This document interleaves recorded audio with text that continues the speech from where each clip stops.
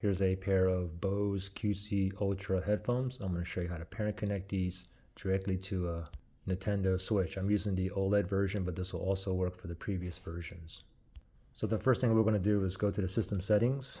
So what you want to do is just go to your home screen here and then go to the settings. System settings right there. And then we're going to go down to Bluetooth audio right there. Click on the letter A. Pair device. Now before we click on pair device, let's first get these in a pairing mode. So let me go ahead and grab these headphones here, and I got the button right there, a little Bluetooth symbol.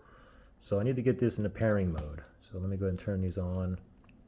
I'll know when these are in pairing mode when it's blinking blue.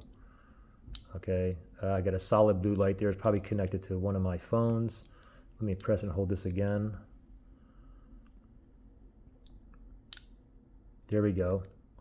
A blue blinking light. You can see that right there. Now, pair device. Let's click on the letter A. Now it's searching for devices in pairing mode.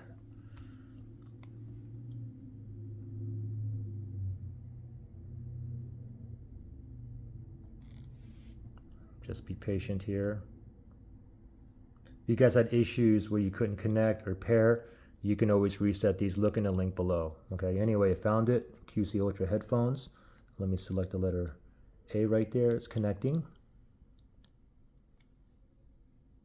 Get this message here. You can click on OK, and you can see that we are now connected. Now, once you're connected, of course, you can decrease the volume from the switch itself, but you can also increase and decrease the volume from the headphones. On the right ear here, you have that little line right there. You can just slide this up or down. You can see it right there. Anyway, pretty simple.